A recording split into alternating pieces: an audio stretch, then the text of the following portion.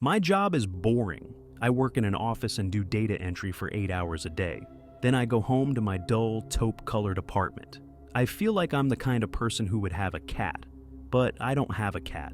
I have some plants, so I go home and water my plants. I eat tasteless microwavable food, then I go to sleep and have dull dreams. Sometimes I spice things up and order Chinese food for delivery.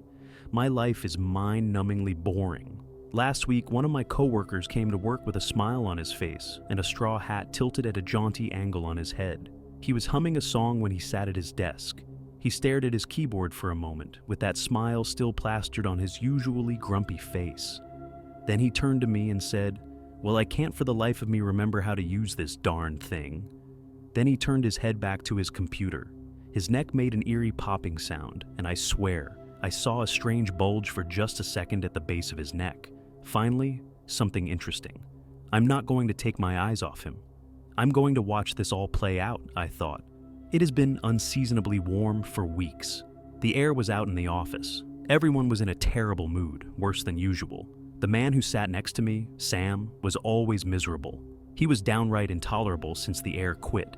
He banged around the office, threw files on his desk, and cursed under his breath. I ignored him. I ignored everyone. I had no office friends. I typed and took my hour lunch break and 2 cigarette breaks and made no eye contact. Then, like I said, things got interesting. I got to work one morning. The office was sweltering. My boss was in his office. He had a framed picture of his 3 cats on his desk. I thought about getting a pet. My boss grunted at me in greeting. Pets certainly haven't improved his life, so why bother? I sat at my desk.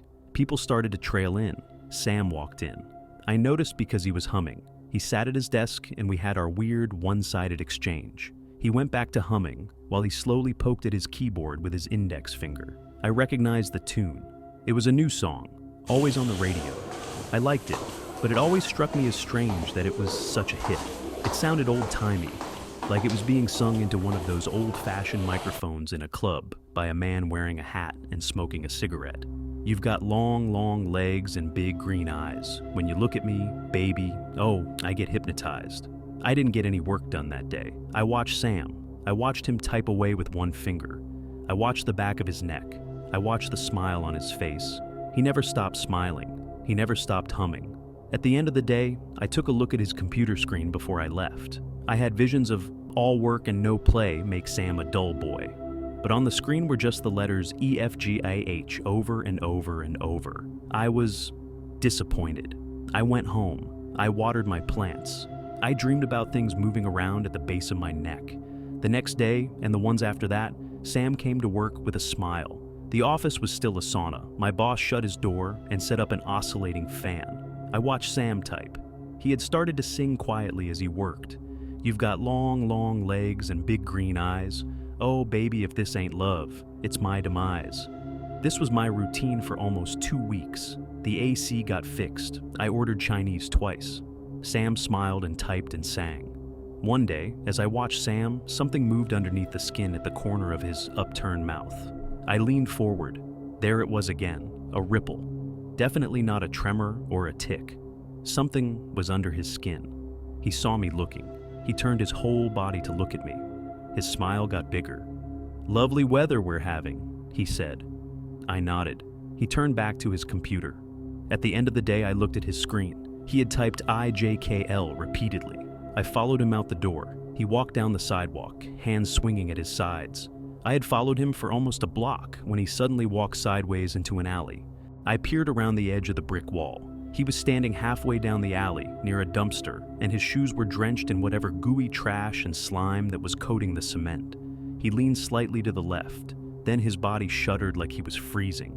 He straightened up and moved his head and neck around, like he was stretching the muscles. His neck made that strange popping sound again. Something bulged at the base of his neck. I turned and walked away.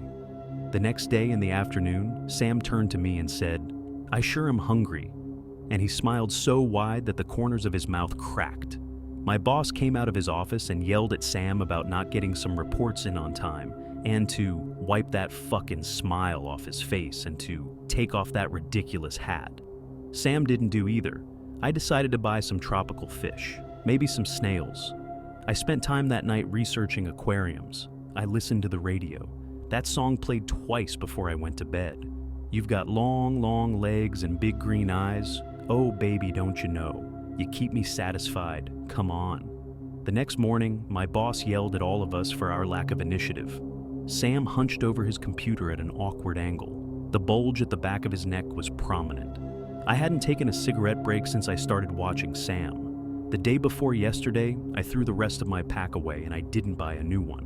When I got into work yesterday, my boss was at Sam's desk. He was looking through Sam's files. Sam walked in, singing quietly. "The hell is all this?" my boss yelled. Sam smiled. "This is your last warning. Get your shit together or you're fired." He stomped into his office. Sam sat down at his desk. His eyes looked like they were sinking into his face. His skin was pale and looked loose, like he had lost a lot of weight. He was still smiling, still wearing that straw hat. He looked at me, his head cocked slightly to the side. "The weather sure is fine," he said. "Yeah," I said. "I sure am hungry," he said. "Eat something?" I said. "Maybe later, time to work." At the end of the day, Sam's face was nearly touching the keyboard because he was so hunched over. Everyone else had left for the day except me, my boss, and Sam. Sam got up from his desk and walked in a halting, almost drunken stagger to the restroom. He was singing quietly as he went. I followed him. I opened the door just enough so I could peek in. Sam was standing in front of the mirror. He was still singing. He reached up and took off his hat. The top of his head was split open and something pink was wriggling around inside. "You've got long, long legs," he sang. He put the hat down on the counter. "And big green eyes." He put both hands on the counter and leaned forward. "Oh, baby." His body began to stretch. His arms started to get longer. His shirt split down the seams as his chest and back expanded. His legs started to stretch too. "That's right," he said quietly. I could hardly hear him. "That's right. I have long, long legs, and I got big green eyes, and oh baby, I'm hungry." I shut the bathroom door quietly and hurried out of the office. Last night, I ordered pizza. This morning, when I got into work, my boss was in his office. He was smiling. "Hey," he said as I got to my desk. "Come here." I walked into his office. He smiled, a big toothy grin. I noticed a comically large watch on his wrist. The time was wrong. Music was playing quietly from his computer speakers. "You like cats?" he said, still smiling. I shrugged. He bent down under his desk and came up with a pet carrier. He put it down on the desk. 3 uncomfortable-looking cats were crammed inside. He smiled at me, and something under the skin of his forehead rippled. "Don't think I'm much of a cat person," my boss said. He pushed the pet carrier closer to me. One of the cats meowed. "Take 'em home. Heck, take the day off. Lovely weather we're having." So now I have 3 cats and a couple of plants, and I'm going to take the day off and look for another job.